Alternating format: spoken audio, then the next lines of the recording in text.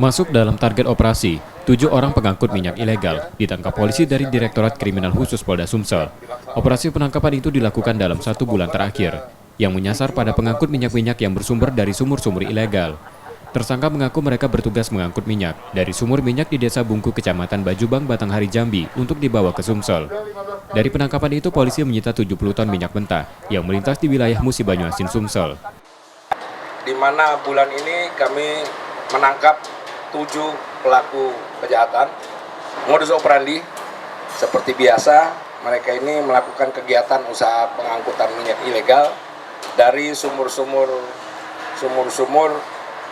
ilegal yang ada di seputaran Bayung Lincir. Jadi minyak-minyak tersebut dibawa ke arah Jambi. Operasi penangkapan masih akan dikembangkan polisi untuk mengetahui pemasok minyak-minyak ilegal tersebut.